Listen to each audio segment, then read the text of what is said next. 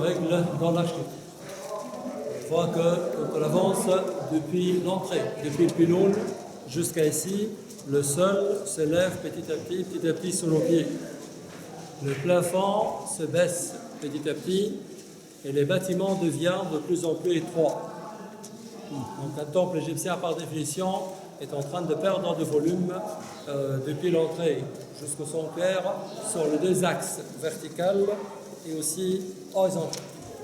Une autre chose qu'on découvre, qu'on est en train de perdre la lumière. Dans la cour, on a un contact direct avec le soleil. Plus on avance vers le sanctuaire, plus l'éclairage va être indirect. Le sanctuaire va être toujours la partie la plus sombre, même en pleine journée, on a besoin donc de l'électricité, comme vous voyez. Et ça, on peut appliquer sur tous les monuments. Ça veut dire que dans une construction d'un temple, le sanctuaire doit être toujours la partie la plus ancienne dans la construction. La partie la plus petite par rapport aux autres éléments qui sont certainement plus grands et plus larges. La partie la plus sombre. La partie la plus sacrée, et c'est là où on met la statue de la divinité. Alors, pourquoi? Parce qu'avec le sanctuaire, il cherchait à symboliser le temps et l'état avant la création.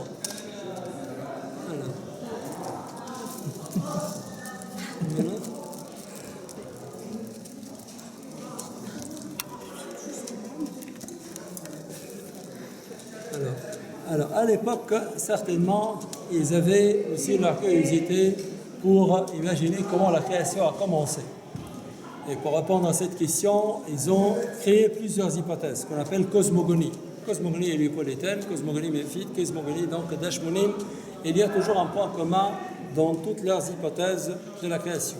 Qu'au départ, le monde n'était qu'un océan très vaste.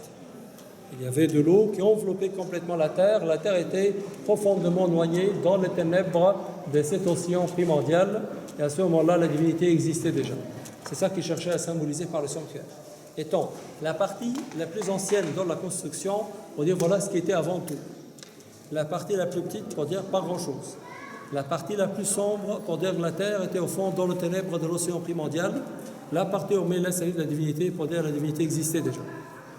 Après, la terre a commencé petit à petit à monter, mais étant toujours dans l'eau.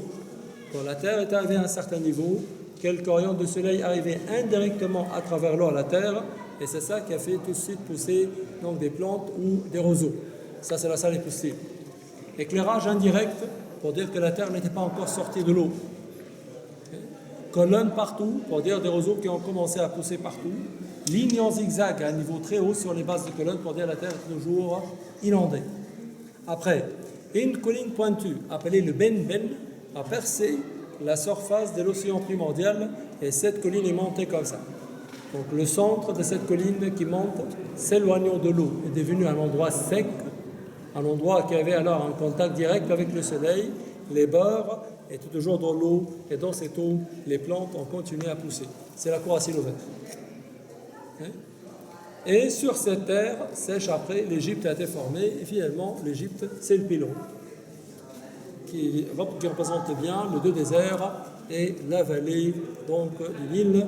Alors voilà le symbolisme des éléments de temple.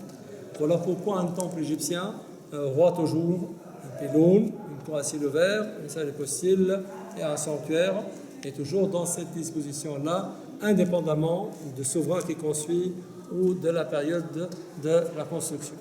Donc aujourd'hui, quand on dit que dans la visite d'un temple égyptien, on est toujours en train de remonter le temps, on peut comprendre cette phrase dans deux sens. Alors dans le sens simple, oui, on commence par le pylône qui est récemment construit par rapport à ici, mais aussi dans le sens symbolique. On commence par le pylône qui nous montre l'Égypte déjà finie.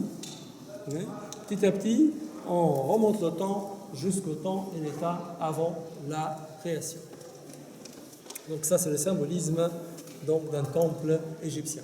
Ça veut dire que dans l'architecture, ils cherchaient avant tout à immortaliser leurs idées religieuses. Rien que l'architecture, c'est déjà, on va dire, un grand discours sur la création, sur la façon dont la création a commencé. Est-ce qu'on a des questions? Est-ce qu'on a bien compris le symbolisme? Si on ne le comprend pas à être fou, on ne peut pas le comprendre ailleurs. On n'aura pas un temple aussi bien conservé et aussi net dans sa construction qu'ici. Sur ces bancs, Est-ce que, Vas-y.